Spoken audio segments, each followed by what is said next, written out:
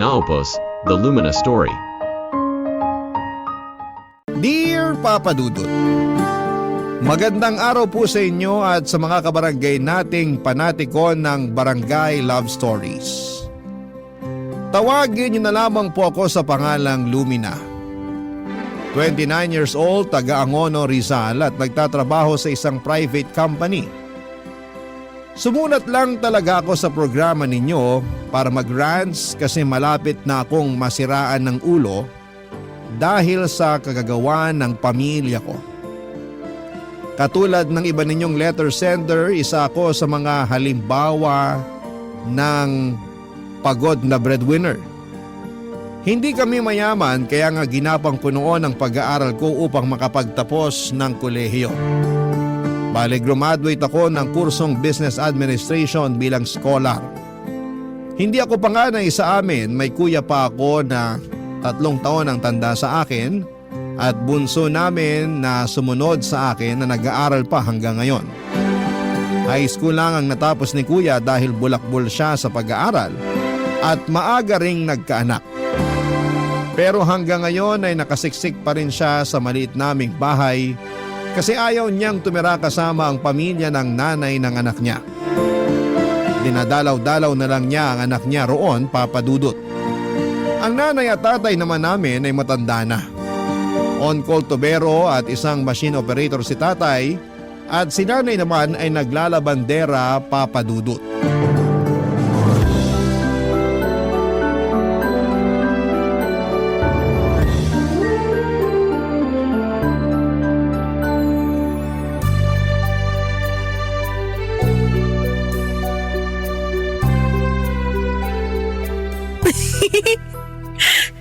Aliw talaga tong BFF ko.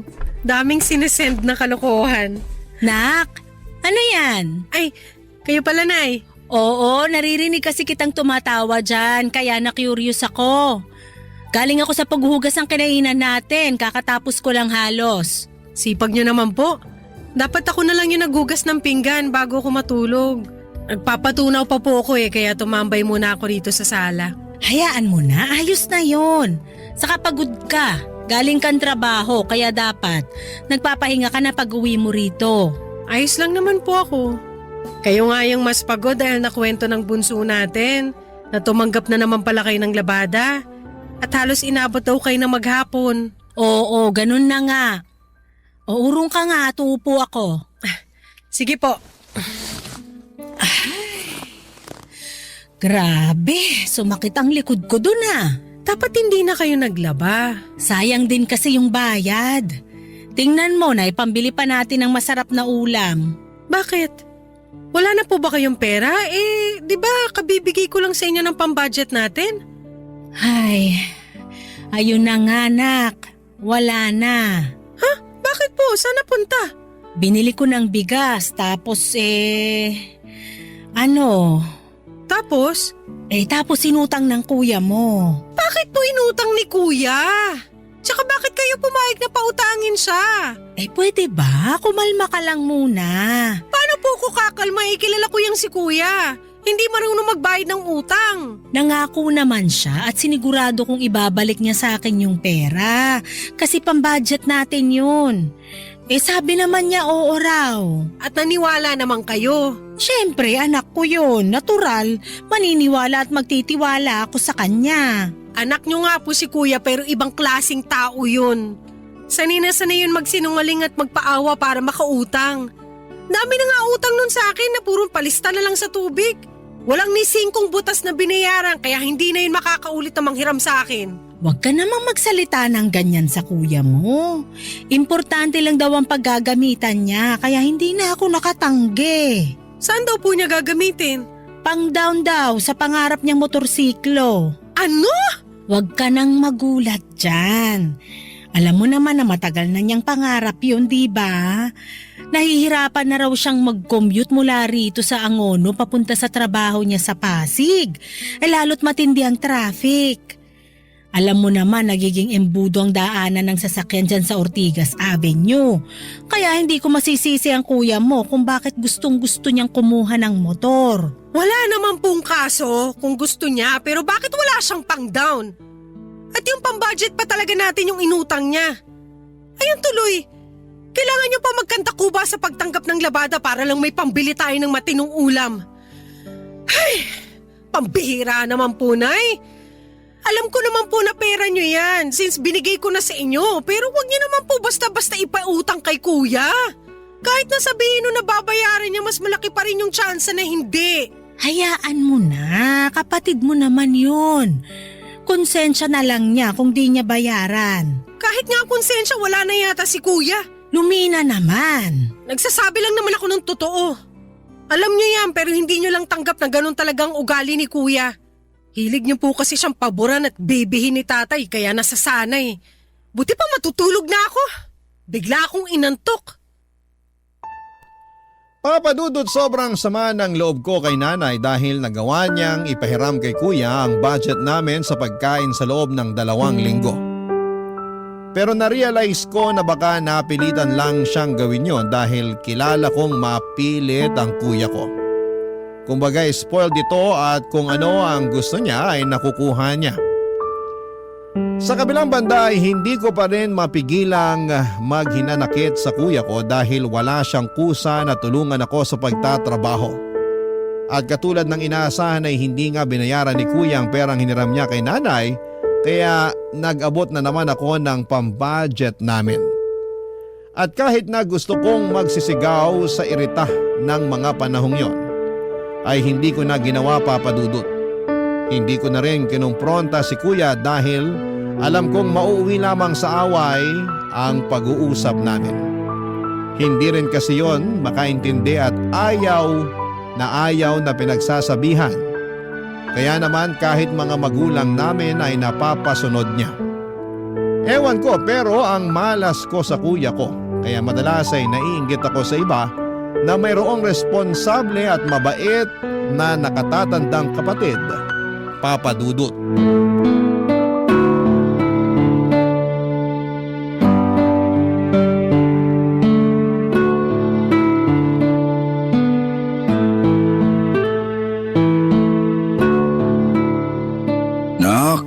Pwede ka bang makausap? Tungkol saan po, Tay? Nakwento kasi sa akin ng nanay mo na nagalit ka raw nung pinahiram niya ng pera yung kuya mo pang down dun sa pangarap niyang motorsiklo. Totoo ba yun? Hindi naman po ako nagalit. Pero sumama po yung loob ko kasi kilala kong sinungaling si Kuya eh. O kita nyo na? Sabi niya babayaran niya sa sweldo niya pero nakalipas na yung 1 linggo wala pa rin siyang inaabot kay nanay.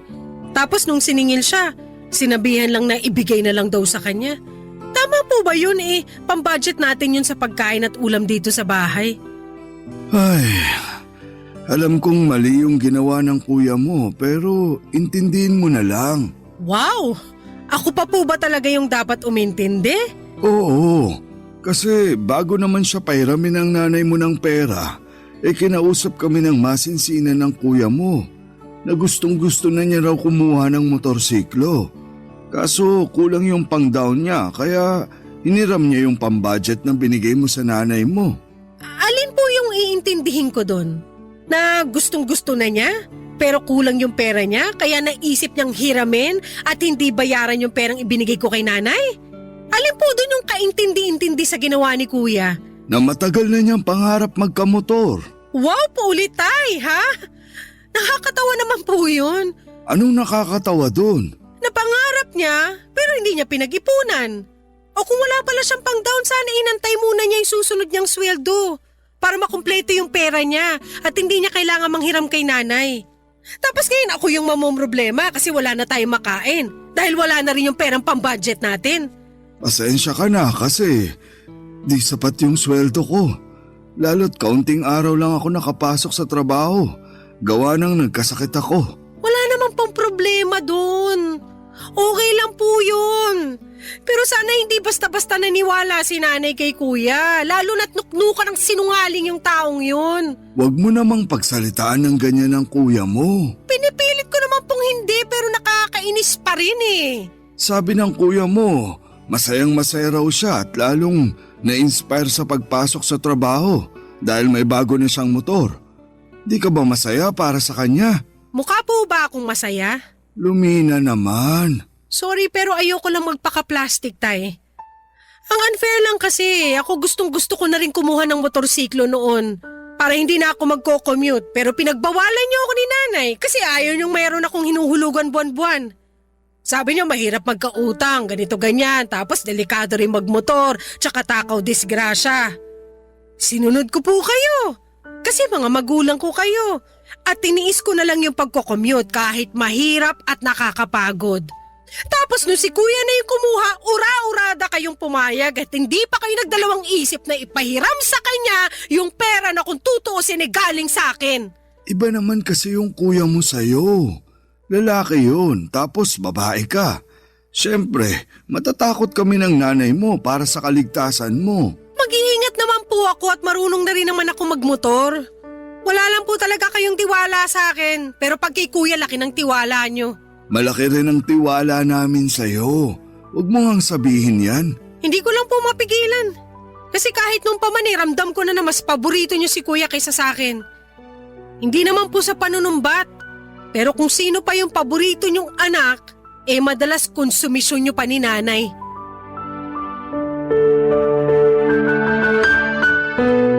Papadudod, sinubukan kong intindihin si kuya pero unti-unti na lamang ako nawala ng amor sa kanya. Dahil sa araw-araw na lamang na ginawa ng Diyos, ay hindi ko siya nakitaan ng pagkukusa at pagsisikap sa buhay na tulungan ako upang itaguyod ang aming pamilya. Sa kabila ng lahat ay siya pa rin ang pinapabura ng mga magulang namin. Ewan ko ba pero bakit ako ang kailangang umunawa palagi? Nagpatuloy ang usapan namin ni tatay hanggang sa mabanggit niyang dagdagan ko raw ang pera na ibibigay niya para sa bunso namin na meron na naman palang sinalihang contest. Hindi naman sa pinagbabawalan namin siya pero palaging natataon na petsa de peligro pa talaga siya. Mangangailangan ng pera para makabili ng damit na gagamitin niya sa sinalihan niyang patimpalak. Mabuti sana kung sa bawat panalo niya ay nagbabahagi siya ng premium pera sa pamilya namin pero hindi nga niya mabilihan si nanay at tatay kahit ni isang balot ng tinapay at soft drinks. Papadudot. Barangay Love Stories. Barangay Love Stories. Papadudot, mahal ko ang mga kapatid ko pero sa tinagal-tagal ng panahon na tinutulungan ko sila siguro ay nagsawa na rin ako. Hindi kasi sila marunong magpasalamat at talaga namang may ugali na hindi maganda ang dalawang yon. Kaya sinong gaganahan na tulungan sila, hindi ba? Sa kabilang banda ay hindi ko naman matiis na hindi tumulong o mag-abot ng kaunti lalo't hirap na rin ang mga magulang namin sa pagtataguyod sa pamilya namin. Yun din ang rason kung bakit hindi ko pa rin magawang bumukod ng bahay dahil naaawa kong iwanan sina nanay at tatay. Lahat ng anak ay pangarap na patigilin na sa paghahanap buhay ang mga magulang nila. Lalo kung may edad na ang mga ito at meron na rin silang kakayahang magtrabaho. Yan ang eksaktong gusto kong gawin kay tatay dahil marami na rin siyang aksidente na pinagdaanan sa pagiging machine operator. Nandun yung kamuntik na siyang maputulan ng braso, naipit ang daliri niya at kung ano-ano pang disgrasya kaya natatakot na rin akong pagtrabahuhin siya. Kaya lang pag tuluyang huminto si tatay ay sa akin naman maaatang ang buong responsibilidad upang itaguyod ang aming pamilya, Papadudot.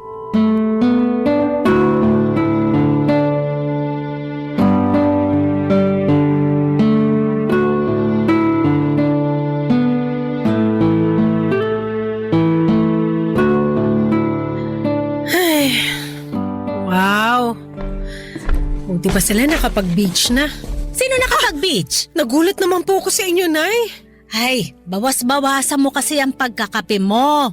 Nagiging magugulatin ka na eh. Nako, wag niyo na po sisihin yung kape. Kasi yun na lang yung bumubuhay sa sistema ko. Kailangan ko ng kape para maging alerto at hindi antukin lalo na sa trabaho. Nakakailang kape ka pa bukod sa iniinom mo rito sa bahay natin tuwing umaga. 4 pa yung pinakamarami. Ay, maghunus-dili ka nga sa kakakape mo. Masama rin sa katawan yung sobra-sobra. Ayos lang po ko. Tsaka alam ko naman po yun, kaya nga sinusubukan ko na ring bawasan. Siguro nakakadalawa na lang ako. Pero pag di talaga kaya, hanggang 3. Basta bawasan mo kasi nagiging nerbyosa ka. Ako ay nagpapaalala lang bilang nanay mo. Mahirap na yung may mangyari pa sa yung di maganda kakakape mo. Sinasabihan niyo rin po ba si Kuya pag napapasobrang alak niya? Kung uminom yun ng alak parang isda eh. Hindi pa nagtitira ng pang-uwi. Kaya madalas gumagapang. Ay, huwag ka naman magsalita ng ganyan. Ayoko mangyari yun sa kuya mo. Ayoko rin may mangyari sa'yo pag di mo pa binawasan yung kakakape mo. Kayo naman ay, pinag-initan niyo pa yung pagkakape ko. Oh, mabalik tayo dun sa tanong ko. Sino yung sabi mong nakapag-beach na? Yung friend ko po rito sa Facebook. Nagpunta po sila sa isang beach sa Batangas. Maganda naman po doon kasi white sand din. Pero ako pangarap ko sa Boracay talaga pumunta eh. Kaya lang malayo yon, saka magastos. Medyo, kaya nga dapat pag-ipunan po talaga ng gusto. Kaya lang, mukhang hanggang pangarap ko na lang po yon dahil nga hindi ako makapagtabi. Gawa ng kulang pa yung sweldo ko pambigay dito sa bahay. Lalo ngayon na napapadalas pag-a-absent ni tatay sa trabaho kasi nagkakasakit siya. Oo nga eh. Hindi na mawala yung pag-aalala ko dun sa tatay mo, gawa ng matanda na rin. Ay, tungkol naman dun sa sinabi mong hanggang pangarap na lang, pasensya ka na talaga anak. Kung kailangan mong saluhin yung pinakamalaking parte ng responsibilidad para buhayin tong pamilya natin. Pasensya ka na kung nauubos yung pera mong pambigay sa amin kasi nga kulang na kulang talaga kinikita ng tatay mo. Kapag naiisip ko yung pinahiram ko sa kuya mo noon na pang down ng motor niya, tapos di na niya binayaran nalulungkot talaga ako. Hindi na kasi ako nadala dyan sa kapatid mong yan. Masyadong mapilit kaya napipilitan din akong pagbigyan na lang. Wala na po yun. Tapos na yun. Nakapag-move on na ako doon kaya dapat wag niyo na pong isipin yun. Wala na tayong magagawa sa ugali ni Kuya. Pilitin niyo na lang na hindi magpadala sa kanya sa susunod kasi dapat kayo pa rin yung sundin niya dahil nanay niya kayo. Tignan niyo ako, hindi na siya makautang sa akin. Kaya nga lagi nga niyang nirereklamo sa akin na di mo na siya pinahihiram. Kasalanan naman niya kasi hindi siya nagbabayad. Hindi naman po ko charity para palagi magbigay. Tsaka may trabaho rin naman siya at kumikita ng sarili niyang pera pero bakit kailangan niya pa mangutang sa akin, di ba? Wala na raw kasing natitira sa sweldo niya kasi mababa lang naman daw ang kinikita niya kumpara sa'yo. Tapos may anak pa siyang sinusustentuhan. Hindi ko na po kasalanan yon kasi choice naman niya yan. O siya, sige. Huwag na natin pag-usapan yung kuya mo dahil baka tuluyan ang masira ang gabi mo. Ayoko namang matulog ka na may sama ng loob sa kanya. Sabi mo nga naka-move on ka na sa ginawa niya. Mga padudot, nagpatuloy ang pag-uusap namin ni nanay hanggang magtapos yon na hiningaan niya ako ng pera pandagdag sa bills. Wala na ako nagawa kasi kulang talaga ang sweldo ni tatay para mabayaran ang mga yon. Buti na lamang at malapit na ulit ang sahuran kaya magkakapera na ako. At kahit na nakapaglabas ako ng sama ng loob at tampo sa nanay ko, ay hindi pa rin gumaan ang loob ko. Lalo pa ngayon at bumigat nung kinakailangan ko na namang maglabas ng pera upang mabayaran ang bills namin. Ewan ko ba papadudot, feeling ko ay ang sama-sama kong anak kasi hindi na nagiging lubos yung kasiyahan ko kapag tungkol sa pamilya ko. Tumutulong ako sa ibang tao kapag nakakaluwag ako pero bakit pagdating sa pamilya ko ay may mga pagkakataon na mabigat sa pakiramdamang pagtulong ko sa kanila. Doon ko na nga kunestyon ang aking sarili kung tama bang maramdaman ko ang bagay na yon pero hindi nyo rin ako masisisi. Lalo pat nabibigatan na ako sa pagdadala ng buhay. Isang araw ay meron na namang kinaharap na pagsubok ang aming pamilya matapos muling magkasakit ni tatay, Papa Dudut.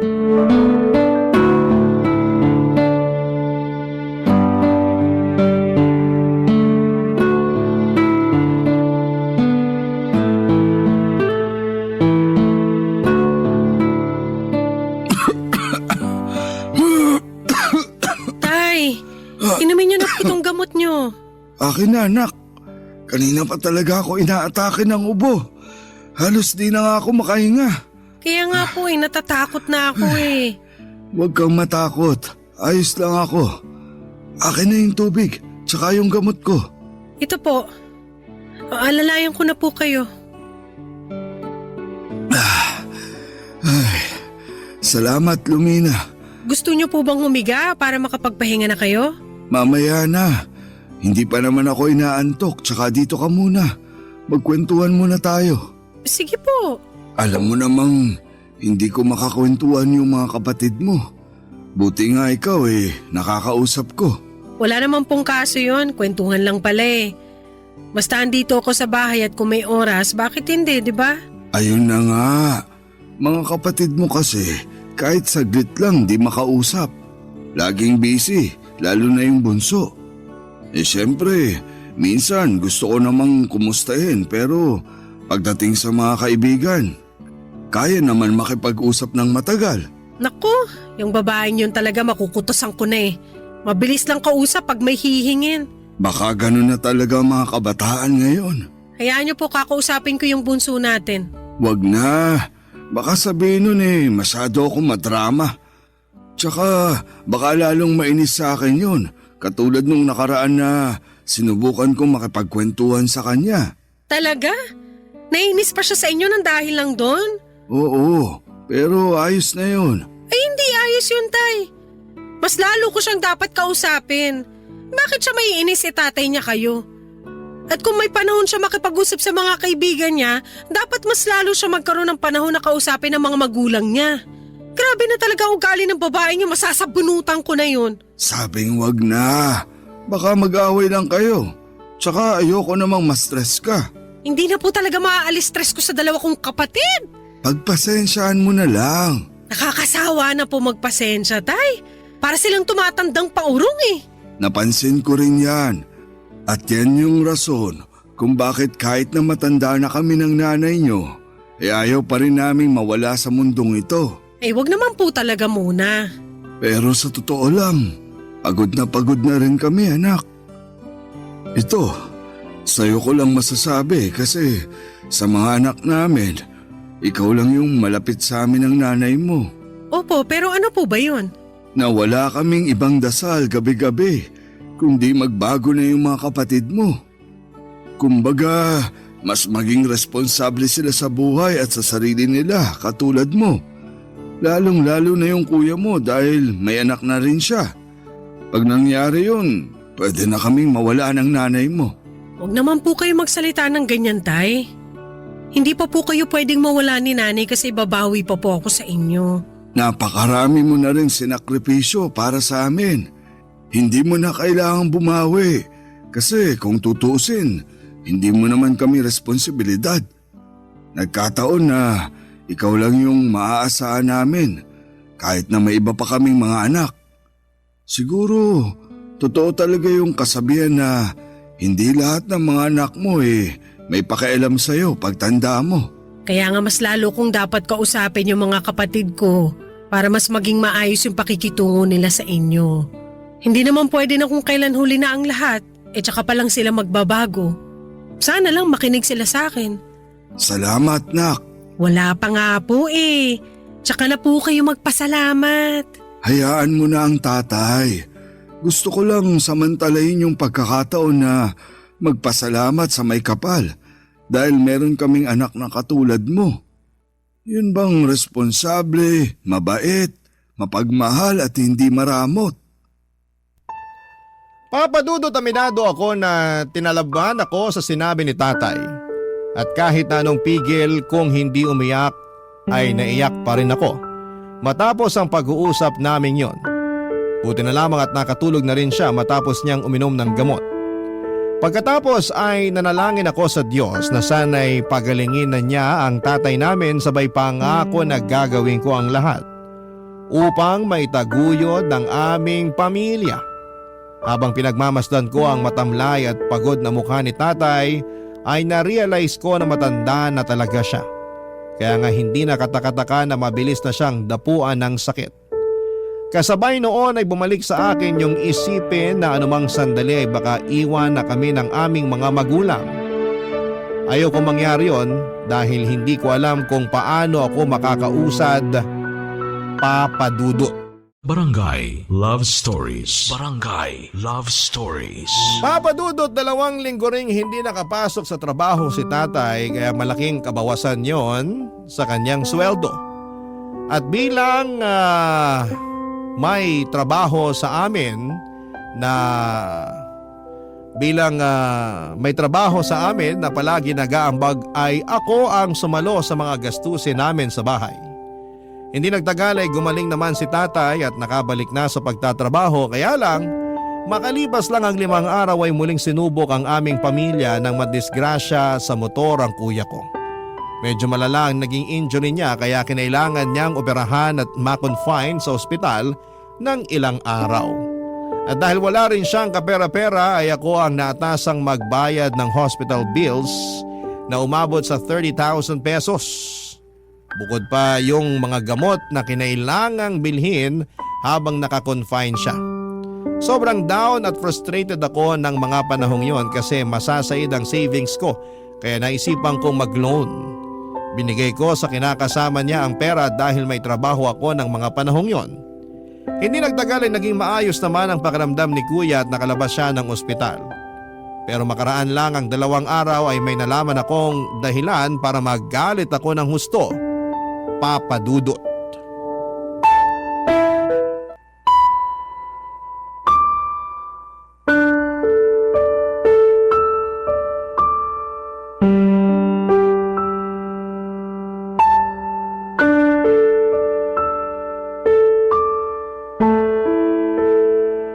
Wow!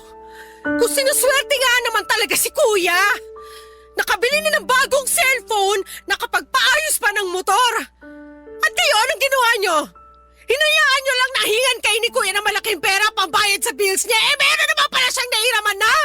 Pasensya ka na, anak. Hindi na namin sinabi sa'yo kasi sabi ng kuya mo, may paggagamitan naman siya ng mahihiram niya sa'yo eh. Tama ang tatay mo. Ilang araw din kasi siyang di nakapasok sa trabaho kaya wala siyang suswelduhin sa pagbalik niya. Desperado na siyang makautang sa'yo pero alam niya na hindi mo siya pauutangin kaya yun na lang yung paraan na naisip niyang gawin. Ayos din talaga kayo, no? Alam niyo ba na inuutang ko lang din yung perang yan kasi nga akala ko walang-wala na talaga tayong maibabayad sa ospital? Sana pala hinayaan ko na lang siya doon na hindi na makalabas habang buhay! Huwag ka namang ganyan sa kuya mo. Kuya mo pa rin yun. Saka nadisgrasya na nga siya eh. Maawa ka naman sa kanya, Lumina. Wow, ha? Ako pa talaga yung dapat maawa? Siya ba? Naawa sa akin? Kayo ba naawa kayo sa akin nung konsintihin niyo na naman yung kalokohan ng anak niyong yon? Kasi kung hindi kayo naawa sa akin, grabe na kayo! Anong klase kayo mga magulang? Kaya nga pasensya ka na. Patawarin mo na kami. Wala na rin kasi kaming nagawa ng nanay mo sa kagustuhan ng kuya mo. Meron kayo magagawa, pero hindi niyo lang po ginagawa kasi natatakot kayo kay kuya. Bakit sino ba siya? Anak niyo lang naman siya, di ba? Magulang kayo, dapat kayo yung nasusunod. Alam naman namin yun, pero... Alam niyo nga pero hirap na hirap pa rin kayo makatanggi pag si kuya ang nagsabi. Kaya kahit agrabyado na isa yung anak, ayos lang sa inyo. Naisip niyo rin ba kung anong nararamdaman ko? Anak niyo rin naman ako, di ba?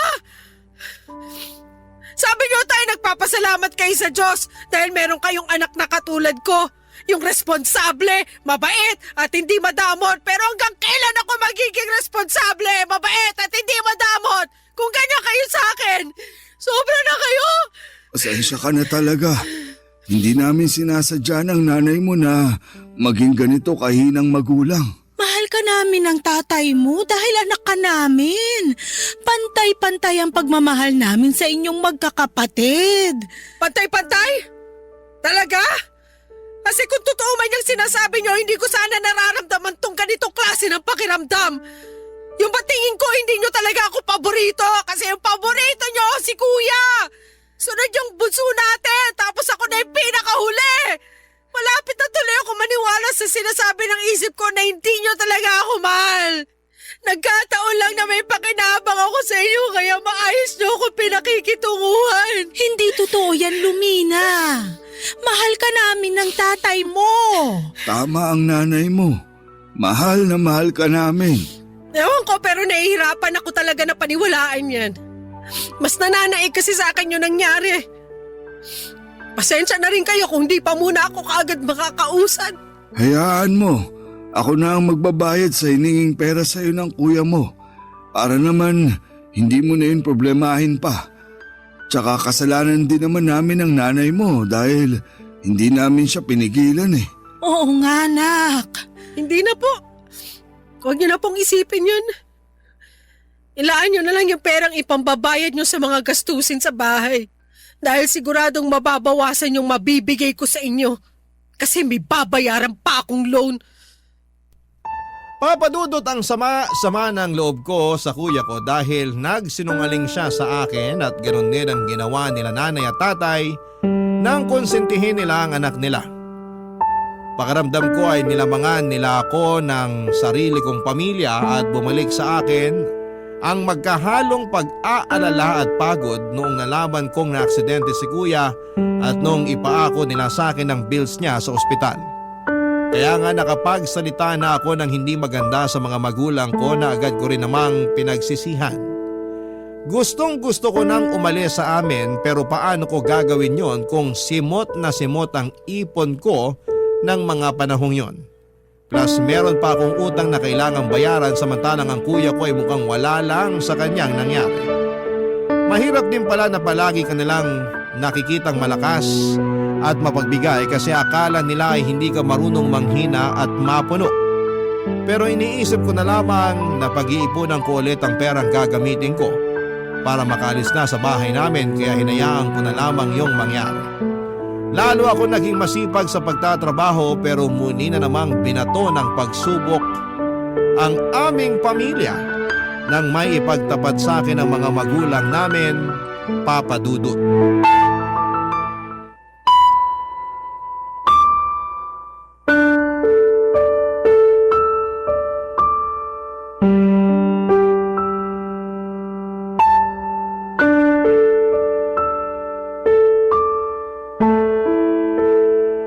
Nay, bakit po hindi na naman pumasok sa school si Bunso? Ilang araw na yata siyang absent ah. Nag-aaral pa ba siya? Ha? Oo naman. Bakit mo naman niya naisip? Ikaw talaga? Iba kasi yung kinikilos niya eh. Tapos lagi pang umiiwas sa akin pag nakikita niya ako. Wala naman ako nakakahawang sakit. Ano kasi? Ano po? Tingin ko, dapat nang malaman ni Lumina yung totoo, mahal. Kabilin-bili na ng bunso natin na wag daw nating sabihin sa ate niya. Kasi baka magalit sa kanya. Ay wow! So meron na naman po pala kayong pinagtatakpan. At ngayon si Bunso naman. Hindi naman sa ganon, nak. Hindi raw sa ganun pero ganun na rin yun. Kaya nga sabihin mo na kay Lumina.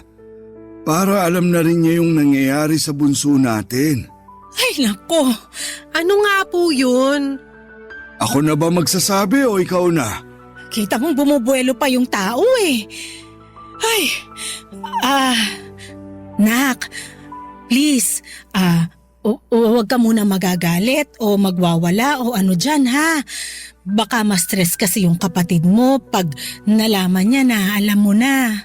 Yan naman po yung hindi ko may papangako. Depende sa bigat nung sasabihin nyo sa akin. Pinagtapat kasi sa amin ng kapatid mo. Nabuntis siya. Anong sabi nyo? Kumalma ka nga. Paano ko kakalmain? Narinig nyo ba yung sinabi nyo? Buntis yung kapatid ko, ang bata-bata pa niya. Hindi naman na bata yung bunso natin. 19 na siya. Bata pa rin siya para sa akin, tsaka paano nangyari yun? May boyfriend pala siya? Ayun nga. Hindi rin talaga namin alam kasi masekreto yung kapatid mo. Lintik na babae yan. Nasaan na yan para mapagsabihan at masabunutan na rin? Huwag na, Lumina. Masasaktan mo pa ang kapatid mo eh. Masasaktan talaga siya sa akin kasi imbis na mag-aaral kung ano-anong inatupag niya. Tsaka hindi pa ba siya nadala kay kuya? Kita nang napakahirap ng buhay na kuha pa magpabuntis ng maaga. magsalita ng ganyan sa kapatid mo. Sinabi niya na hindi naman niya sinasadya. Basta na lang daw nangyari. At naniwala naman kayo. Oo, kasi... Huminahon ka lang, nak. Nagsisisi naman yung kapatid mo eh. Paano nga ba ko hihinahon? Hindi pa nga nakakaahon yung pamilya natin sa problema ni Kuya, dumagdag pa siya. Buti sana kung pananagutan siya na nakabuntis sa kanya, di sige, congrats sa kanila. Ayun na nga yung isa pang problema. Bakit po? Tinakbuhan siya ng pesteng lalaking nakabuntis sa kanya. Yan ang nga bang sinasabi ko. Hindi raw alam ng kapatid mo kung saan hahanapin yung lalaking yun. Kasi naglaho na lang daw na parang bula. Kaya nga awang-awa kami sa kanya. Lalo na't para siyang masisiraan ng ulo. Sira ulo talaga siya. Lumina naman. Hindi niyo ako masisisi. Kasi nakikita ko na naman na magiging kargo na naman natin yung magiging anak niya. Pamangkin mo naman yung bata, anak. Alam ko po, pero hindi niyo talaga ako naiintindihan. Kung sa inyo okay lang na nabuntis nang hindi pa nakakapagtapos ng pag-aaral yung kapatid ko, pues sa akin hindi. Bata pa siya para magkaanak at nag-aaral pa siya. Ang lakas manghingi ng baon at pera para makasali sa contest, tapos ang Eddie magpapabuntis lang din pala. Hindi ko na talaga alam ang gagawin sa pamilyang to. Konting-konti na lang. Masisira na ang ulo ko.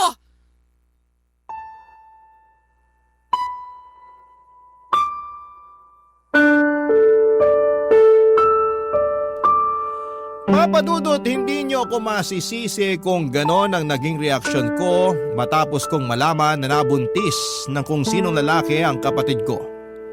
Alam naman kasi natin ang posibleng mangyari sa oras na magkaanak na siya. Nangihinayang lamang ako sa future niya lalo at may potensyal naman ang kapatid kong yon. Pero alam ko pa rin naman na wala akong kapangyarihan para makita at diktahan ang hinaharap ng isang tao. Sa ngayon ay pinagpapasa Diyos ko na lamang ang lahat at hindi ako napapagod na magdasal na sana'y bigyan niya pa ako ng lakas para makapagpatuloy. Nahihirapan na kasi akong mahalin at pakisamahan ang sarili kong pamilya, lalo na at pakiwari ko ay para akong kandilang nauupos. Malapit na akong maubusan ng maibibigay, kaya anumang sandali maaari akong bumigay. At ayoko namang mangyari yon. Sana po ay mapayuhan ako ng mga kabarangay natin kung ano ang dapat kong gawin sa kinakaharap kong sitwasyon. Hanggang dito na lamang po ang sulat ko, Papa Dudut.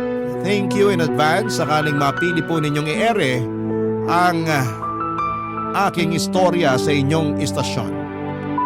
God bless and more power pa sa Barangay Love Stories. Ang inyong kapuso at kabarangay forever, Lumina. Dear Papa Dudut, magandang araw po sa inyo. Ako po si Zane at avid listener po ako ng Barangay LS sa YouTube man at sa Facebook. Nalaman ko po yung tungkol sa email address ng Barangay LS sa Facebook. Kaya po naisipan kong ipadala sa inyo ang kwento ng buhay ko kasama ang aking pinakamamahal na mama na si Mama Lydia.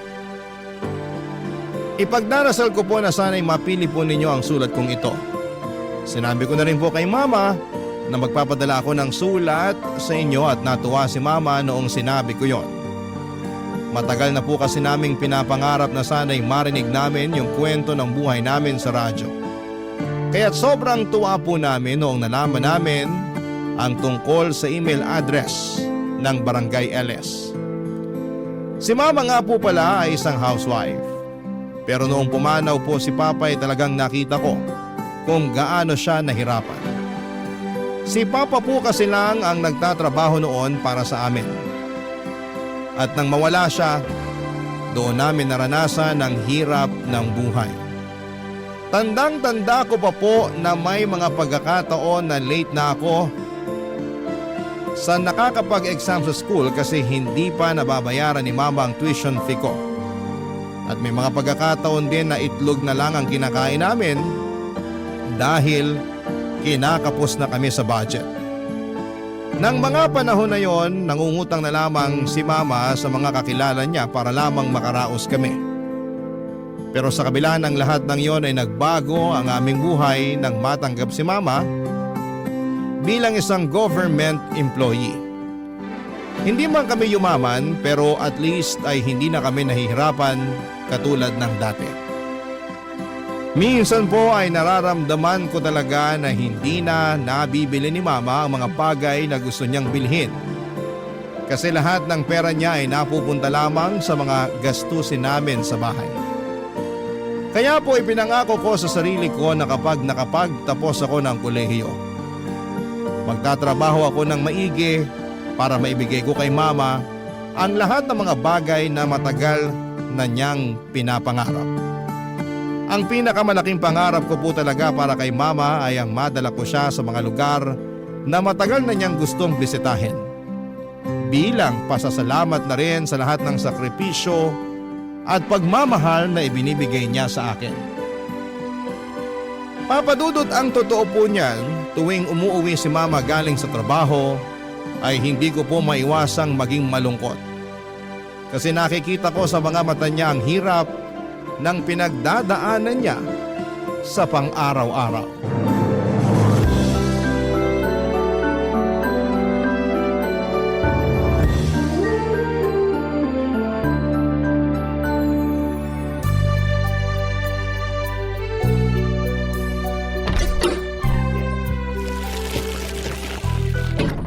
Anak, pasuyo naman oh. Akin na po, Ma. Tulungan ko na po kayo. Ba't ang dami niyo naman yata ang pinamiling groceries? Natanggap ko na kasi yung sahod ko kaya ayan. Pinamili ko na rin dyan yung mga paborito mo. O nga pala, kumusta ka sa school kanina? Okay naman po. Medyo stressful lang kasi ang dami kong projects. Pero wala po akong hindi kakayanin basta para sa inyo. Naku, ang sweet-sweet mo talagang bata ka. Alam mo, ikaw ang dahilan kung bakit patuloy akong lumalaban sa buhay. Ang totoo po niyan, naaawa na po ako sa inyo kasi alam kong matagal nyo nang gustong mag-resign sa trabaho. Pero huwag po kayong mag-alala. Ilang taon na lang po at makakapagtapos na rin ako sa college. At kapag nangyari yun, ako na po bubuhay sa inyo. Promise mo yan, ha? Syempre naman! O nga pala, may gusto sana akong ipagtapat sa'yo. Ano po yun? Nagbabalak na akong mag-resign next month. Seryoso? Sigurado na po ba kayo dyan? Oo naman. Ang totoo niyan, matagal ko na tong pinaghandaan. At sapat na rin yung naipon kong pera sa bangko. So ano pong balak niyong gawin? Magnenegosyo tayo. Anong klaseng negosyo naman? Alam mo kasi, noon pa man, pangarap ko na talaga magkaroon ng sariling kainan. Pero syempre, naudlot yun nung ikinasal ako sa papa mo. Pero hindi po magiging madali yan. Paano na lang kung hindi pumatok sa masa yan at malugi lang kayo? Napaka-negative mo talagang bata ka. Paano natin malalaman kung hindi natin susubukan, di ba? Kung sa bagay. Sige, kayo po ang bahala. Pera nyo din naman yung gagamitin nyo dyan. At alam mo ba, na may nakita na ako magandang pwesto kanina. Perfect na perfect yung pwesto na yun para sa plano ko. Nakuha nyo po ba yung contact number? Siyempre, ako pa ba? Bukas na bukas tatawagan ko na rin yung may-ari ng pwesto. Anak, this is it na talaga. Pakiramdam ko ito na yung simula ng pag-unlad natin. 2 taon kong pinaghandaan to. Ang tagal nyo na palang pinaghahandaan yan pero ni minsan hindi nyo man lang binanggit sa akin yung tungkol dyan. Magtatampo na po talaga ako sa inyo. Sus! Nagdrama na naman ang nag-iisang anak ko na ubod ng ganda.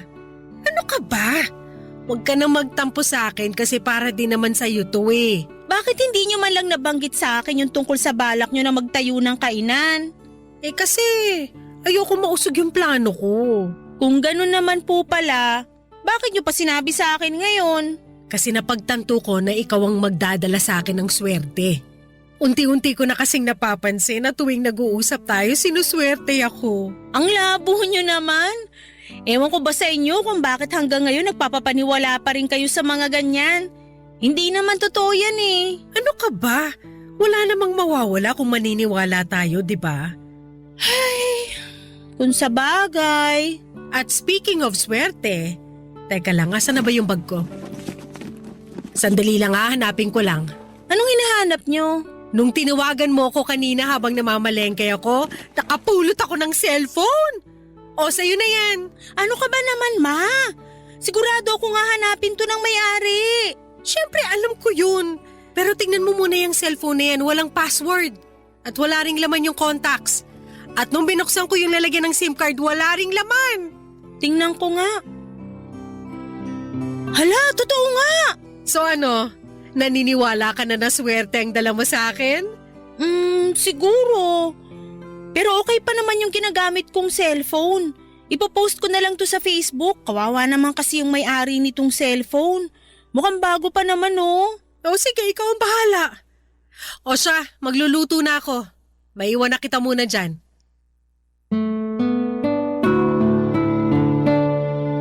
Habang nagluluto si Mama ng gabing yon ay naisipan ko pong i-post sa Facebook yung cellphone na nahanap niya. Marami pong nag-attempt na i-claim yung cellphone pero hinanapan ko talaga ng resibo yung mga gustong kumuha. Kasi yun lang po ang paraan para mapatunayan na sila nga ang tunay na nagmamay-ari ng cellphone. Pero wala pong nakapagpakita sa akin ng resibo. Kaya hanggang ngayon ay nasa drawer ko pa rin yung cellphone. Anyway, Papa Dudut, sobrang mapamahiin po talaga si Mama. Naniniwala po talaga siya na tuwing tinatawagan ko siya ay sinuswerte siya. Natatawa at hinahayaan ko na lamang po si Mama sa mga gusto niyang paniwalaan kasi alam ko naman na harmless yon. Hindi ko na rin po siya masisisi kasi yung henerasyon niya ay lumaki sa mga ganitong paniniwala at pamahiin. Hinahayaan ko na lamang po siya kasi wala naman pong masama sa mga pamahiin na gusto niyang paniwalaan niya. Kaya't iniintindi ko na lamang. At tungkol doon sa plano ni Mama makalipas ang ilang buwan, natuloy na po yung plano niyang mag-resign sa trabaho at tinuloy po niya yung pangarap niyang magtayo ng sarili niyang kainan sa pwestong nagustuhan niya. Tandang-tanda ko pa noong mga panahong yon ay hindi po sapat yung savings ni Mama para ipatayo ang kainan. At nagkautang pa po siya para lamang maipatayo yung kainan. Pero sa kabila ng lahat ng hirap at sakripisyo ay nagbunga po ang lahat. Ang kainan po ni Mama ay nag-boom at mukhang hindi po nagkamali si Mama sa desisyon niyang iwanan ang trabaho niya bilang government employee para sa pagnenegosyo. Napakasaya po namin kasi talagang napatunayan ni Mama na kaya niyang magtagumpay sa sarili niyang diskarte at sipag. At kung akala niyo po na nabawasan na yung stress ni Mama simula nung nagnegosyo siya ay nagkamali po kayo. Mas lalo pong dumoble yung stress niya kasi may mga tao na siyang tinututukan at habang tumatagal ay dumadami din yung mga customers namin. Yung kainan po namin ay 15 minutes lang ang layo sa bahay namin. Kaya kapag wala akong pasok ay tumutulong ako doon. Kadalasan po ay tumutulong ako sa mga tauhan ni Mama na nagsiserve ng pagkain. Naglilinis ng mga mesa, nagwawalis at kung ano-ano pa. Aaminin ko na nakakapagod yung negosyo na yon pero masasabi ko rin po na worth it ang lahat ng pinagdaanan ni Mama para lamang maipatayo ang kainan namin, Papa Dudut.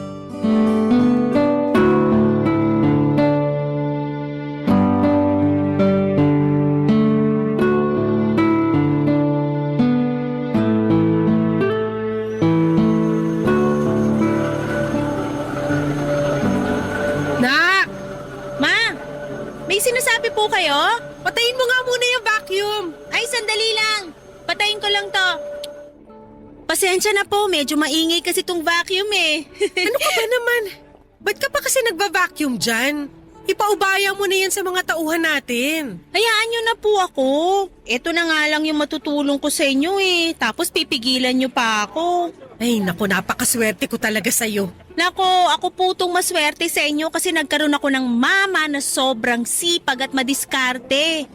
Grabe, hindi ko akalain na darating yung araw na magkakaroon tayo ng sarili nating negosyo. At take note, nabayaran ko na rin lahat ng inutangan ko para lang maipatayo tong kainan natin. Salamat sa Diyos! Sana magtuloy-tuloy na talaga to. Ay naku, sigurado yan. Ikaw lang ang lucky charm ko eh. Ay, ayan na yung delivery ko. Nagdilang anghel ako. Ito ang isa pang swerteng dumarating. Sandali lang naka, diyan ka lang. Ano ba kasi yan? 700, 800, o yan.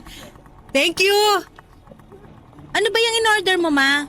Umorder ako ng pampaswerte online para dito sa kainan at para na rin sa bahay natin. Patingin nga. Magkano ba to? 800?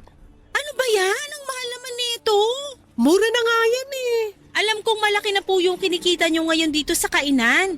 Pero magdahan-dahan naman po kayo sa paggastos. Uy, alam mo ba na galing pa to ng China? Sa tingin mo, bakit sinuswerte yung mga Chinese pagdating sa negosyo? Nang dahil dito. Ang dami kong nabasa online na effective daw to. O ito, iuwi mo yan sa bahay at isabit mo yung mga yan sa sala natin, ha? Para mas lalo tayong swertehin. Tingnan nyo nga to, oh. Mukhang mumurahin. Mukhang na-scam po kayo eh. Ano ka ba, hindi scam yan? At gaya nga ng sabi ko sa'yo noon, wala namang mawawala kung susubukan natin, di ba? May nawala po sa inyo.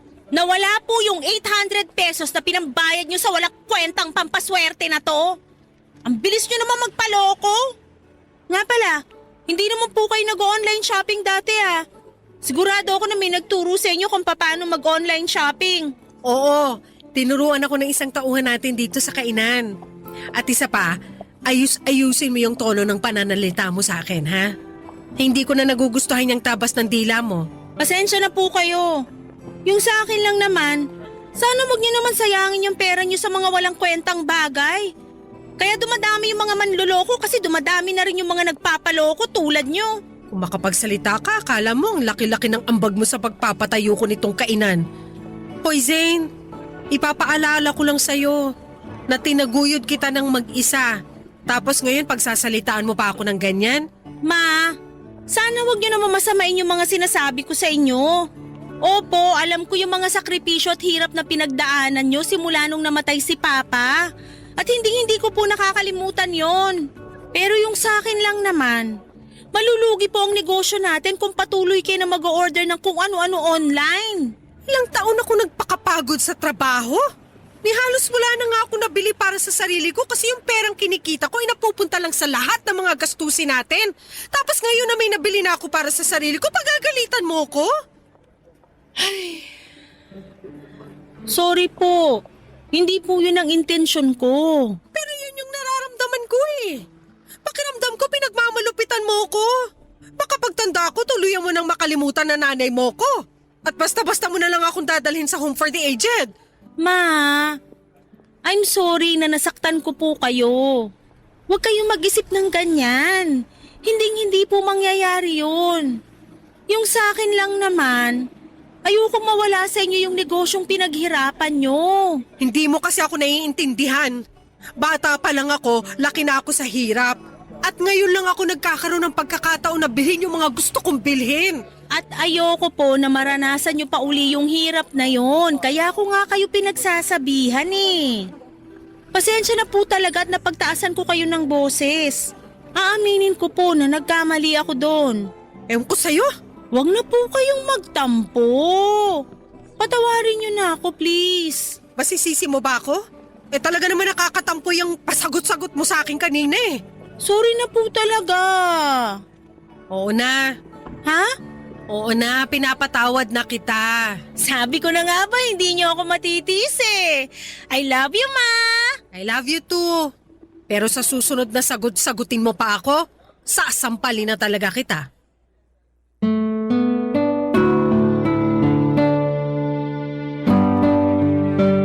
Buti na lang po talaga at nagkabati kami kaagad ni Mama noong araw na yon. Pero Papa Dudut, siguro naman ay naiintindihan ninyo kung saan ako nang gagaling, hindi ba? Oo, siguro yung maliit lang na halaga yung 800 pesos para gawing malaking issue. Pero ang ayoko lang talagang mangyari ay yung mag-aksaya si Mama ng pera para sa mga nakikita niya online. Ang mahirap kasi sa ibang mga matatanda ngayon, lalo na sa mga hindi masyadong techie, ay mabilis silang nagpapaniwala sa mga nakikita sa online. Kaya minsan ay nagiging target na sila ng mga scammers. Kaya kung may mga seniors man na nakikinig dyan, ang advice ko lamang po ay kung may gusto kayong bilhin online, mag-research muna kayo ng mabuti bago ninyo bilhin ito. At mas maganda po kung may mga anak o kaibigan kayong makakatulong sa inyo para alamin kung legit o fake nga ba ang isang produkto. Lumipas sa mga araw at mas lalo kong napapansin na dumadami yung mga ino-order ni Mama online. Mabuti sana kung may kwenta yung mga binibili niya, pero sa totoo lang, wala talagang kakwenta-kwenta yung mga pinamimili ni Mama. Naku Papa Dudut, matatawa kayo sa mga binibili ni Mama. As far as I remember, bumili siya ng pang-crack ng itlog, tapos bumili rin siya ng machine na nag-slice ng mga saging at bumili pa ng napakaraming toilet paper na nag-glow in the dark. Aabutin tayo ng magdamag kung iisa-isahin ko po yung mga walang kwentang bagay na binibili ni Mama. Maniwala po kayo, ginawa ko na talaga ang lahat para pigilan si Mama sa pag-online shopping niya. Pero tuwing sinusubukan ko siyang pigilan, nag-aaway lamang kami at nagkakasamaan ng loob, Papa Dudut. Barangay Love Stories. Barangay Love Stories. Himala na lang po talaga at hindi pa nalulugi ang negosyo namin sa dami ng mga pinamimili ni Mama. Noong mga panahon na yon ay dinadagsa pa naman ng mga customers ang kainan namin. Kaya yung perang winawaldas ni Mama sa mga walang kwentang bagay ay nababawi rin naman niya kaagad. Pero Papa Dudut, ang totoo, ang hirap po talaga. Kating-kati na akong pigilan si Mama ng mga panahon na yon. Pero kahit na anong paliwanag ko kay Mama ay hinding-hindi niya pa rin ako maintindihan. Kinuwento din sa akin ni Mama na noong bata pa siya ay sobrang hirap daw ng buhay nila.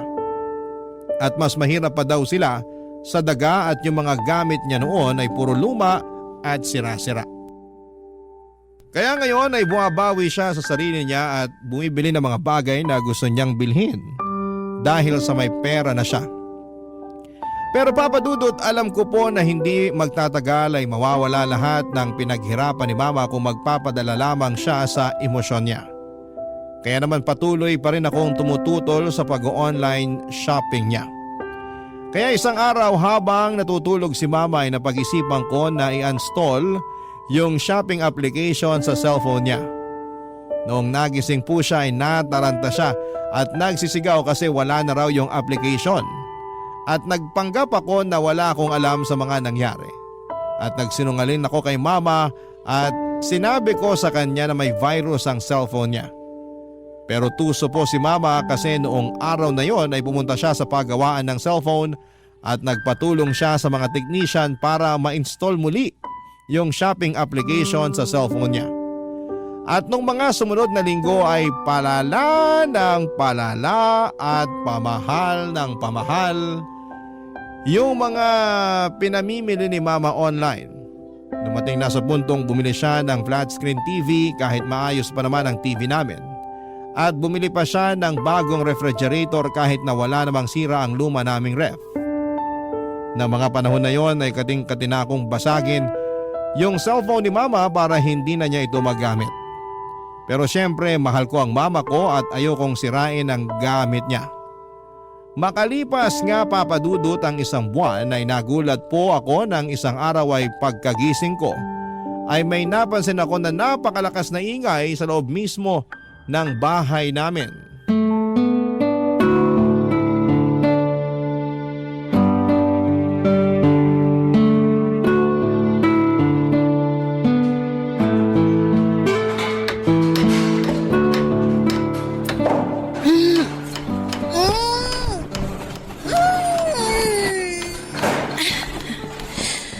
Ano ba naman yan? Ang ingay! Storbo talaga oh! Matutulog pa yung tao eh! Oh, Ma! Ba't nandito ka? Di ba dapat nasa kainan kayo? Ay, yung kainan pinaubaya ko na muna sa isang staff natin. Pero huwag ka mag-alala, mapagkakatiwalaan naman yun eh. Sigurado ka ba, Ma? Sa akin mo na lang kaya ibilin yung kainan. Ano ka ba? Alam kong abala ka sa pag-aaral mo at ayoko ma-distract ka. Kaya dito ka lang sa bahay. Sige, sabi niyo eh. Nga pala ma, ba't ang ingay dito? Teka lang, sino yung mga lalaking yun? Ba't ang dami nila?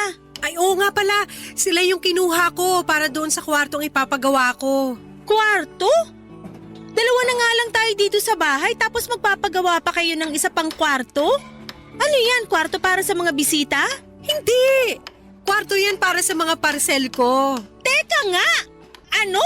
Uminahon ka nga.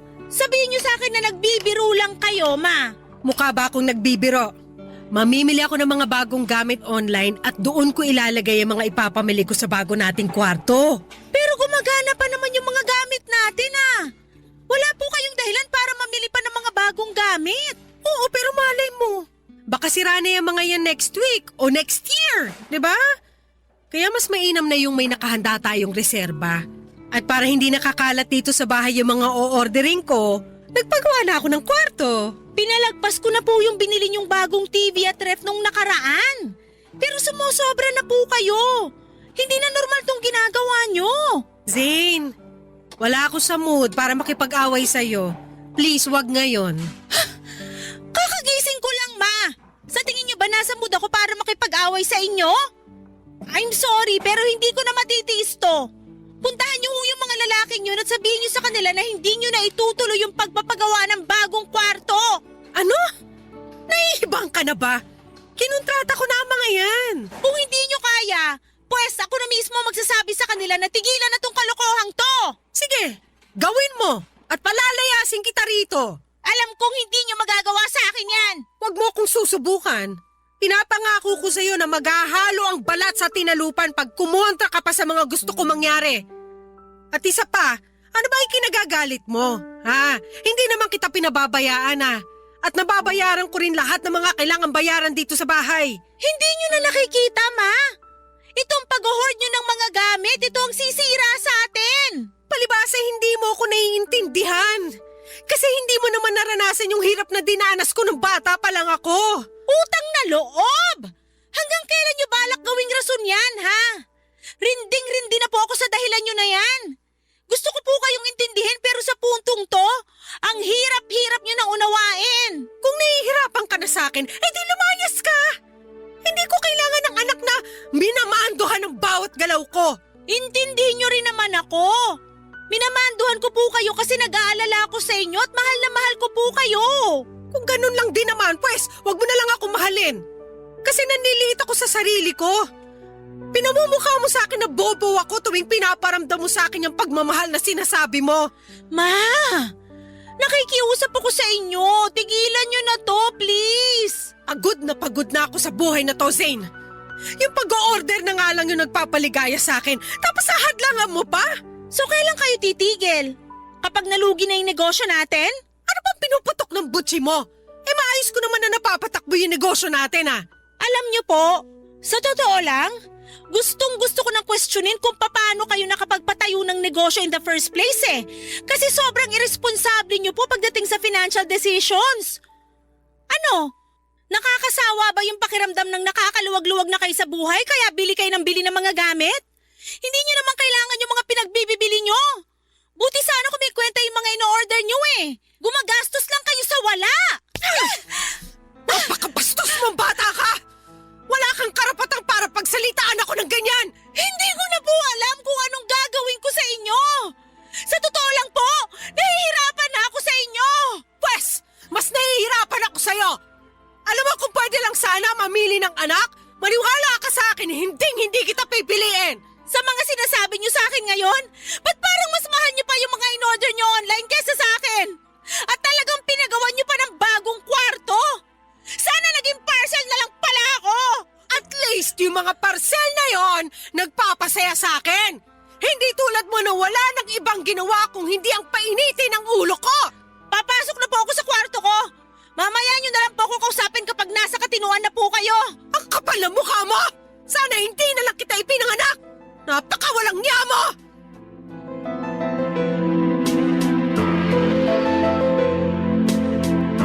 Hanggang ngayon ay sobrang nakokonsensya pa rin ako sa kung papaano ko sinagot si Mama noong araw na yon. Nagdilim lang po talaga ang paningin ko at hindi ko na napigilan ang sarili ko noong nalaman ko na nagpagawa si mama ng kwarto para sa mga parcel niya. Hindi ko matanggap na patuloy pa rin siyang nagbubulag-bulagan sa pagiging hoarder niya, Papa Dudut. Kaya napag-isipan ko po na mag-research tungkol sa kondisyon ni mama. Nang tinignan ko sa internet ay napag-alaman ko na ang tawag pala sa kalagayan ni mama ay hoarding disorder. At isa itong mental health condition. At alam ko rin po na kapag sinabi ko kay mama na kailangan niya nang magpatingin sa isang professional ay hinding-hindi siya papayag. Kaya hindi na ako nag-abala na sabihin kay mama na may mental illness siya.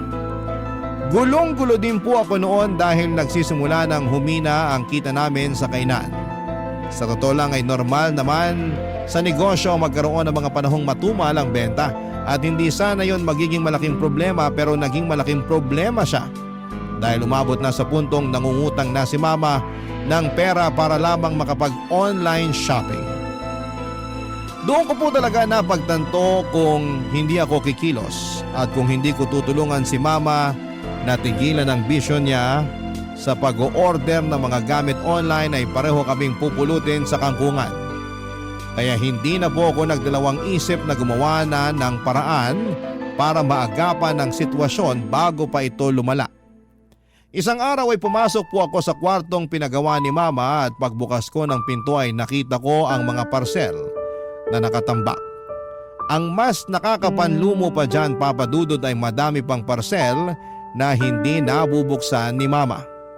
Sobrang bigat po ng pakiramdam ko ng araw na yon. Pero alam ko na kailangan ko itong gawin hindi lang para sa negosyo namin, kundi para na rin sa kapakanan ni mama, Papa Dudut.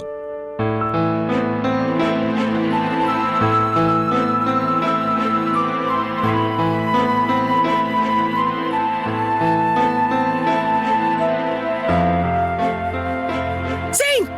Hoy! Ano yung ginagawa mo? Bakit mo kinukunan ng letrato yung mga parcel ko dito sa kwarto? Ha? At bakit mo naman binuksan tong parcel ko? Ma, I'm sorry pero kailangan na nating ibenta tong mga to. Ano? Hindi! Hindi ako makakapayag! Alam mo, ikaw masyado ka na nangingialam sa mga gamit ko. Bakit? Ni minsan ba pinakialaman ko yung mga gamit mo? Ha? Unti-unti nang dumadami yung mga pinagkakautangan nyo dahil sa bisyo nyo. Kaya habang maaga pa, agapan na natin to. Ibebenta ko tong mga parcel nyo at babayaran ko lahat ng mga pinagkakautangan nyo para matapos itong problema na to. Tumigil ka nga! Oo, aminin ko may mga pinagkakautangan ako dahil matumal yung benta ng kainan ngayon. Pero makakabangon din tayo. Kapag dumami na ulit yung mga customers natin, mababayaran ko rin lahat ng utang ko. Maniwala ka! Marami kayong pinagkakautangan hindi dahil matumal yung benta ng kainan. Kung hindi dahil dyan sa bisyo nyo sa pag-online shopping. Paano kung matatagalan pa bago makabangon yung kainan, ha? Ano, aantayin nyo pa ba na tamaan kayo ng kidlat bago nyo maisipang magdasal? Hindi na! Ako na mismo ang puputol sa bisyo nyo. Ipopost ko na to at ibebenta natin lahat ng mga gamit dito sa ayaw at sa gusto nyo. Hindi ko hahayaang basta-basta na lang na ibebenta ang mga gamit ko. Wala kang karapatang magdesisyon para sa akin. Naman! Ito na yung pagkakataon para mabayaran mo na lahat ng mga utang mo. At isa pa, masisira lang po itong mga in-order nyo kasi hindi nyo naman ginagamit eh. Yung iba nga dito ay hindi nyo pa nabubuksan. Hindi mo ako naiintindihan, Zane. Hindi mo lubos na naiintindihan kung bakit ginagawa ko lahat ng to. Ano na naman yung idadahilan nyo? Yung lumaki kayo na mas mahirap pa sa daga kaya bumibili ng kung ano-ano para makabawi kayo sa sarili nyo? Huwag na! Ilang beses ko na pong narinig yan. Nung namatay yung papa mo, ang laki ng puwang na iniwan niya sa buhay natin. Ni hindi nga ako nagkaroon ng pagkakataon man lang para pagluksaan yung pagkamatay niya. Kasi kinailangan kitang alagaan. Kinailangan ko mag-isip ng paraan kung paano kita bubuhayin na mag-isa. At nang dahil doon, hindi na ako nagkaroon ng pagkakataon para isipin ko man lang yung sarili ko. Tapos ngayon ay pagkakait mo sa akin, yung pagkakataon na unahin ko naman ang sarili ko. Hindi ko akalain na darating yung araw na ipagdadamot ng sarili kong anak Yung pagkakataon na maging masaya ako. Ma, sobrang unfair nyo naman po. Alam nyo naman kung gaano ko kayo kamahal, di ba? Oo, pero nak, pakiusap. Huwag mo nang ibenta to mga gamit ko.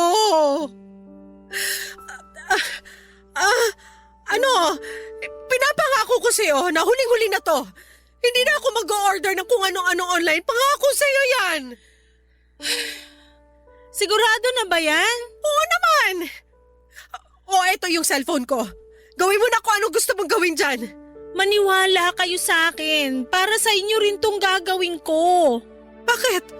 Anong balak mong gawin? I-delete ko na po yung account nyo kung saan kayo namimili ng mga gamit. Sobra naman ata yan, nak. Dapat nga matagal ko nang ginawa to eh. Baka naman... Ano? Baka naman pwede mo akong pagbigyan. Huli na talaga to. Naman! Please. Isang order na lang talaga. Sige na naman, payagan mo na ako. I'm sorry po, pero hindi pwede. Ayan, na-delete ko na rin yung account nyo sa wakas. Eto na po yung cellphone nyo. Nakakapanghinayang naman. Tingnan nyo nga itong mga gamit nyo sa kwarto na to. Kung may dapat man kayong panghinayangan, yun ay yung pera na nasayang sa kaka-online shopping nyo. Sige na. Ba't kanya ka makatitig sa akin? Ma, wag na wag po kayong magkakamali na gumawa ng bagong account. Sinoli ko po sa inyo yung cellphone nyo. Wag nyo naman sanang sirain yung tiwalang binibigay ko sa inyo. Oo na. Pangako hindi na ako gagawa ng account. At parang awa nyo na. Sana bayaran nyo na po yung mga pinagkakautangan nyo kapag nakaluwag-luwag na kayo. Huwag ka mag-alala, ako nang bahala dyan. Sigurado naman ako na makakabangon din yung kainan eh. Sana nga talaga. Pero di bale, ang mahalaga ngayon hindi na uli kayo makakapag-order ng kung ano-ano online. Nga po pala, siguro mas makakabuti kung gawin na lang nating guest room tong kwarto na to. Sayang naman po kung gagawin nyo lang tong bodega, di ba? Pero gusto kong nakikita yung mga pinamili ko sa kwarto na to. Ma, sana wag niyo masamain tong sasabihin ko sa inyo, ha? Ay, ayaw ko na sanang sabihin to eh. Pero mukhang wala na akong choice. Bakit? Ano ba yun? Yung pag-hoard nyo kasi ng gamit. Sa tingin ko hindi na normal yon. At pakiramdam ko makakatulong kung pupunta tayo sa doktor. Hoy Zane! Namimili ako ng mga kung ano-ano pero hindi ako baliw! Kalimutan nyo na lang po yung sinabi ko. Baka kung saan pa mapunta tong usapan na to. Tulad ng inaasahan ko ay nagalit si Mama noong sinabi ko sa kanya na isang mental illness ang pag-hoarding ng gamit. Pero makalipas ang ilang araw ay napansin ko na palagi nang nakatutok si Mama sa negosyo namin. Pero tuwing nasa bahay siya ay napapansin ko rin na parang hindi siya mapakali, Papa Dudut. Minsan ay nakikita ko sa mga mata at kilos niya na miss na niya yung pag-online shopping. Naiintindihan ko naman si Mama at medyo nakukonsensya din po ako na dinilit ko yung account niya sa shopping app. Kasi alam ko kung gaano siya kasaya kapag nakakapamili siya ng mga gamit niya. Pero alam ko rin naman na ginawa ko yon para sa ikabubuti niya. At para naman hindi na ma-bored si Mama sa bahay ay hinikayat ko na lamang siyang lumabas-labas kasamang mga kaibigan niya. At ipaubayan na lamang muna sa isang mapagkakatiwalaan na tauhan namin yung kainan at mukhang nakatulong yung advice na yon.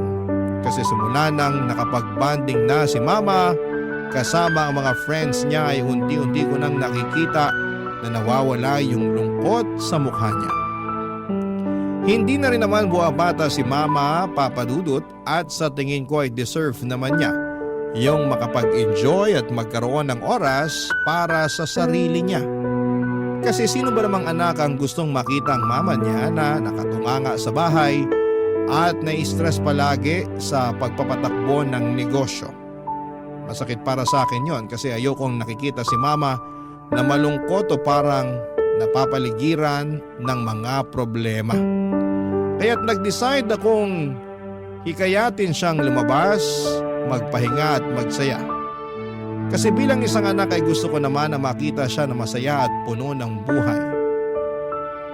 At ng mga panahon na yon, Papa Dudut, mga kabarangay, ay masasabi kong tuluyan ng iniwan ni Mama ang mundo ng online shopping.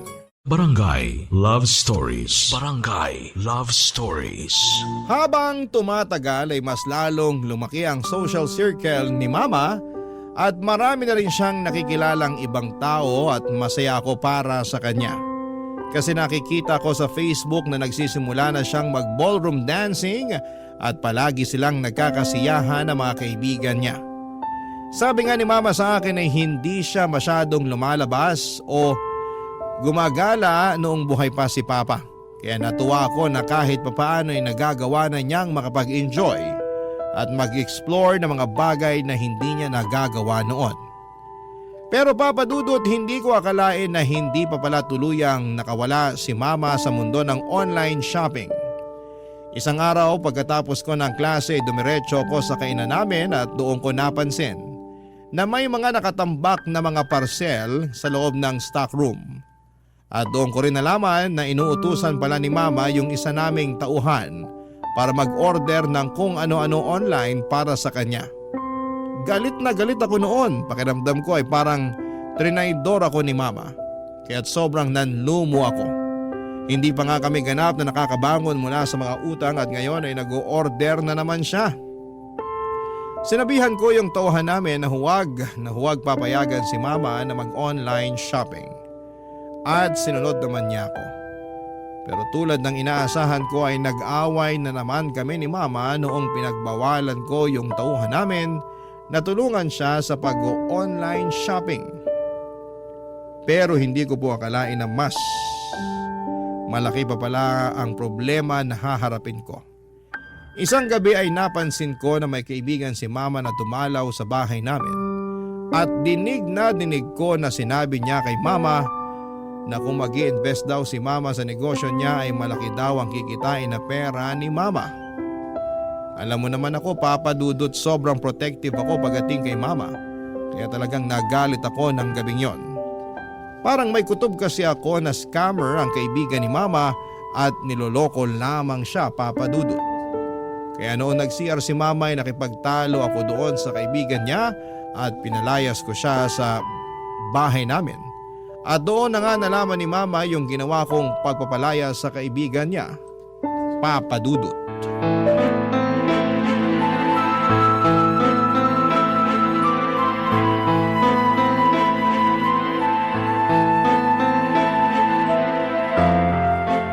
Zane, asan na yung Yung kaibigan niyo po na inaalo kayo mag-invest sa negosyo niya? Pinalayas ko na. Ano? Bakit mo naman ginawa yun? Hindi pa ba malinaw sa inyo na niloloko lang kayo nung tao na yon? Manaman, tama na. Hindi nyo na nga tinigilan yung pag-online shopping tapos ngayon magpapaloko na naman kayo? Kailan po ba kayo matatauhan? Yung taong tinatawag mong manloloko, yung taong pinalayas mo, kaibigan ko yun! Napakawalang modo mo! Wala na ako mukhang may aharap sa mga kaibigan ko nang dahil sa ginawa mo! Pwes, kung ganong klaseng tao lang din naman ang magiging kaibigan mo, di bale na lang. Alam mo, hindi na kita maintindihan! Hindi ba't ikaw itong humihikayat sa akin na lumabas-labas kasama ng mga kaibigan ko? Pinayagan na nga kitang i-delete yung account ko sa shopping app, di ba? Ipapaalala ko lang po sa inyo na never kayong tumigil sa pag-online shopping. Kung hindi ko pa nakita yung mga nakatambak na parcel sa stockroom ng kainan natin, hindi ko pa malalaman na inuutusan nyo lang pala yung isa sa mga tauhan natin na mag-order para sa inyo. Benta ng kainan yung ginamit ko para pambili sa mga parcel na yon. Hindi ako naniniwala sa inyo. Sigurado ako na nangutang na naman kayo para lang matustusan yung bisyo nyo. Tumigil ka na nga! Gaya ng sabi ko sa iyo noon, makakabangon din ng kainan at mababayaran ko rin ng buo yung mga pinagkakautangan ko, naiintindihan mo? Yun na nga yun eh. Hindi pa nakakabangon yung kainan pero dinagdagan nyo na naman yung mga utang nyo. Huwag ka mag-alala kasi wala na ako mga utangan. Anong ibig nyo sabihin? Yung kaibigan ko na pinalayas mo, isa siya sa mga palagi nagpapautang sa akin. Kaya naman palang lakas ng loob ng mokong na yun na alukin kayo mag-invest sa negosyo niya. Makinig ka muna sa akin, ha? Nagkakamali ka kasi pag nag-invest ako sa kanya, sigurado ako na yayaman na tayo. Ipinaliwanag niya sa akin ang lahat at ang laki ng tubo na makukuha ko sa negosyo niya. Imposible po yan. Please lang, huwag na kayong magpapauto sa taong yon. Mas maliwanag pa sa sikat ng araw na scam yung inaalok niya sa inyo. Ang totoo niya? Ma, huwag mo sabihin na… Oo, nakapag-invest na ako. Binigay ko na sa kanya yung 40% ng bayad ko. Diyos ko naman! Ano ba tong gulo na pinasok nyo? Maniwala ka. Ito nang simula ng pagyaman natin, anak. Sana ginamit nyo na lang yung perang yun para mabayaran yung mga utang nyo. Hindi ka naman kasi nakikinig eh. Kapag dumoble o tumriple na yung perang ininvest ko, hindi ko lang mababayaran yung mga pinagkakautangan ko kung hindi mabibili ko na rin lahat ng gusto mong bilhin. Yung gusto ko lang, yung tigilan nyo na yung kahibangan na to. Bahala ka kung ayaw mo maniwala. Ganyan naman kayo mga kabataan ngayon eh. Wala kayong pinaniniwalaan at sobrang saradong mga utak nyo. Di bali na lang. Tatawagan ko na lang yung kaibigan ko na pinaalis mo. Hoy, humingi ka ng tawad pagbalik niya ha? Sige ma, subukan mong pabalikin yung dito at lalayasan ko na talaga kayo. Ha, talaga ba? Bakit? Kaya mo na ba ang sarili mo? Mas pipiliin ko pang matulog sa lansangan kaysa makita kayo na unti-unting nasisira dahil sa mga pinaggagawa nyo. Gusto mong lumayas? O di kunin mo yung mga gamit mo at umalis ka rito. Kung tutuusin, mas mabuti nga kung lumayas ka ngayon mismo eh. Nang sa ganoon, hindi ka na makita ng kaibigan ko pagbalik niya rito. Nakakahiya yung ginawa mo sa kanya. Mukhang nakapagdesisyon na nga kayo. Hindi niyo po alam kung gaano kasakit para sa akin na makita na unti-unti niyo sinasayang ang lahat ng mga pinagpaguran niyo. Gusto mo malaman kung anong sayang? Yung pagpapaaral ko sa'yo. Kasi lumalaki kang bastos at walang modo. Sana lang talaga, wag dumating yung araw na magsisi kayo pero huli na. Kung may pinagsisisihan man ako, yun na yung naging anak pa kita. Namimihasa ka na sa pambabastos mo sa akin? Hindi ka na naawa sa akin? Hindi niyo ba nakikita na ginagawa ko lahat ng to dahil mahal na mahal ko kayo? Ginagawa mo lang ang lahat ng to dahil ayaw mo ako maging masaya. Ang gusto mo lang ay yung nabibigay ko sa iyo yung allowance mo. Ganun ba talaga kababaw ang tingin niyo sa akin? Oo! Kasi kung mahal mo ako, hindi mo ako pagbabawalan sa mga bagay na nakakapagpasaya sa akin. Ayoko na po. Wala nang patutunguhan tong usapan na to. Siguro panahon na para maghiwalay muna tayo. At saan ka naman pupunta? Bakit? May pera ka? Doon na muna ako sa best friend ko. I'm sorry, pero aalis na ako. Tatawagan ko na lang po kayo. Nang gabing yon ay umalis ako sa bahay namin at dumiretso na ako sa bahay ng best friend ko. Yun na ata yung pinakamahirap at pinakamasakit na desisyon na nagawa ko. Yung iwanan si mama, pero ang sakit din na kababae kong tao ay hinayaan lamang ako ng nanay ko na umalis at iwanan siya. Hindi man lang niya ako inalo.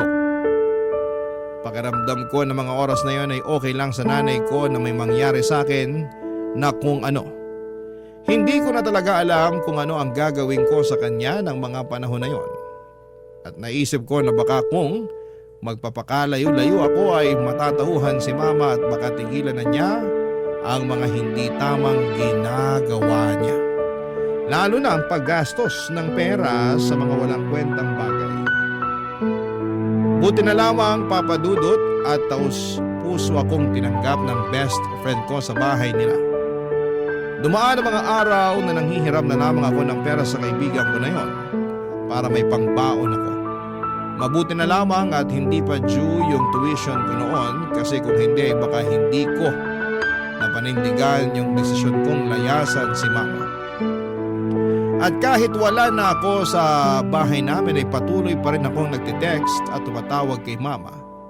Pero hindi siya sumasagot at palagi niyang pinapatay ang tawag ko. Okay lang sa akin yon kasi at least alam ko na ligtas si mama at wala akong dapat na ipag-alala. Kasi napapatay niya pa yung mga tawag ko. Pero syempre kahit na ganoon ay hindi ko pa rin maiwasang mag-alala. Minsan ay gusto ko nang umuwi pero pinipigilan ko ang sarili ko. Sabi ko sa sarili ko ay hindi ako uuwi hanggat hindi nagbabago si Mama. At tuwing wala akong pasok ay dumadaan na lamang ako sa kainan namin at doon ako nagtatanong sa mga tauhan namin tungkol kay Mama. Ang sabi nila ay okay naman daw si Mama at wala naman daw akong dapat na ipag-alala. Pero isang araw ay tinawagan ako ni Mama at pinapauwi na niya ako. Kaya nagpasalamat ako sa best friend ko na pinatuloy niya ako sa bahay nila. At nung umuwi na ako sa bahay namin ay doon ko nalaman ang tunay na kalagayan ni Mama, Papa Dudut.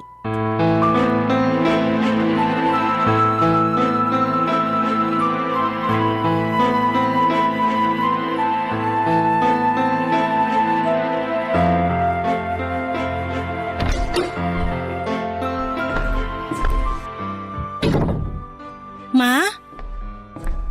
Zane, anak! Anong nangyari? Ba't kayo umiiyak? Yung perang ininvest ko, wala na.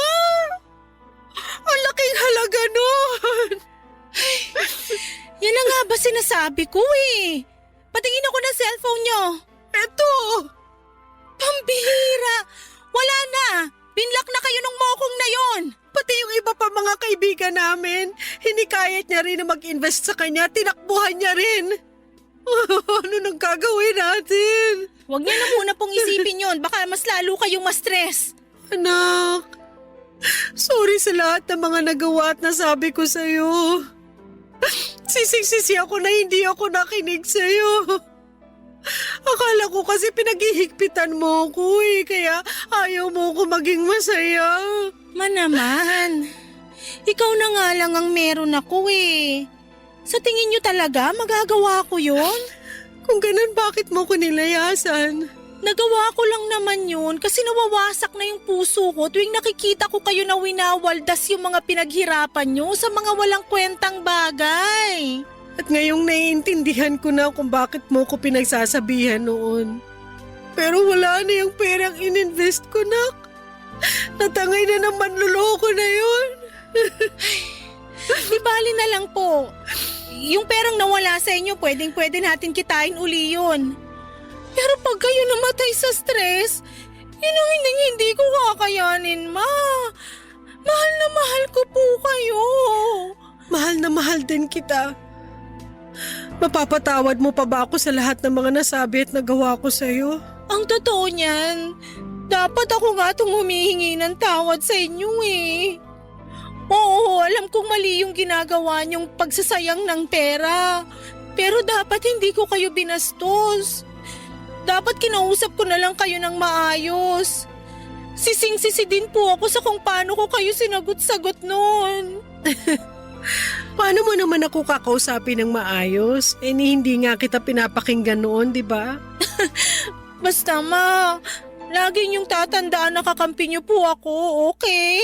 Makakaasa ka na simula sa araw na to. Magtitiwala na ako sa'yo. Mabuti naman po kung ganon. Narinig ko nga din pala sa mga tauhan natin na pumunta ka raw sa kainan para itanong sa kanila yung tungkol sa lagay ko. Anak, thank you talaga ha. Ngayon alam ko na mahal mo ako. Hindi naman po kasi nawala yung pagmamahal ko sa inyo eh. At wag na rin po kayong manghinayang dun sa pera na nawala sa inyo kasi sigurado ako na makakaahon din yung kainan natin. Ay nako, panigurado yan kasi hindi ko nasasayangin ang pera natin sa mga walang kwentang bagay. Pangako po yan? Oo, pangako. Paano kung binobola nyo lang pala ako? O eto, kunin mo tong cellphone ko, itapon mo na rin yan. Ayan na naman kayo eh. Nako, sigurado ako na ipapadaan nyo na naman sa mga tauhan natin yung pag-o-order nyo online. Ay nako, hindi na.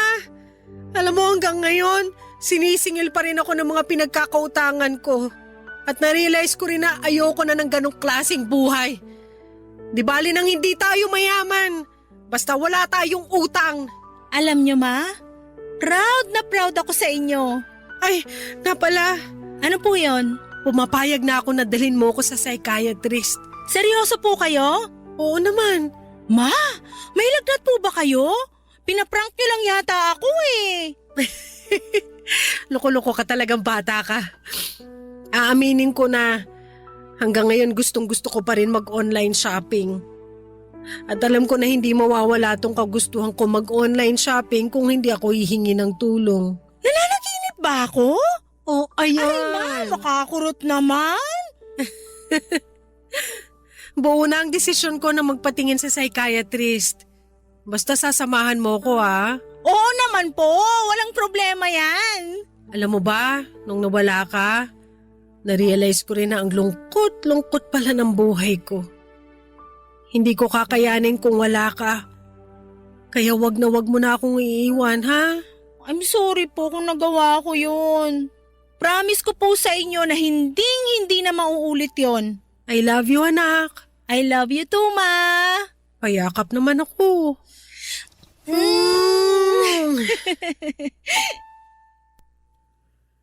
Papa Dudut, sigurado po akong yun na yung pinakamasayang araw sa buhay ko dahil alam ng Diyos na wala na akong ibang hiling kundi ang magbago si Mama at matauhan siya sa pagwawaldas ng pera niya sa mga walang kwentang bagay. Aaminin ko rin po na may halong panghihinayang ako doon sa perang na scam kay Mama. Pero hinayaan na lang namin yon kasi ayaw ko nang ma-stress si Mama at karma na lamang ang bahala doon sa manloloko niyang kaibigan. Iniisip ko na lamang na at least ay natauhan na si Mama pagkatapos niyang may scam. At ngayon po ay okay na kami ni Mama at unti-unti nang nakakabangon ang kainan namin. Mas nagiging maingat na si Mama sa paggastos at sa tulong ng psychiatrist, mas naintindihan na ni Mama kung bakit siya nag-hoard ng mga gamit at natutunan na niya kung paano iwasan at kontrolin ang nararamdaman niya. Lalo na yung hiling niya sa pag-online shopping. At dahil na rin sa tulong ng psychiatrist ay tuluyan ang iniwanan ni Mama ang mundo ng online shopping. At abala na si Mama ngayon sa pagbayad doon sa mga pinagkakautangan niya. Proud na proud po talaga ako sa character development ni Mama. At pinangako ko rin sa sarili ko na kapag nakapagtapos na ako ng pag-aaral, magfo-focus ako sa kainan namin at sisikapin ko na mapalago ito ng maayos. Nga po pala Papa Dudut, lilinawin ko lang. Hindi ko po sinasabi na masama yung pag-online shopping ha, pero gaya nga noong narinig kong quote, too much of everything is bad.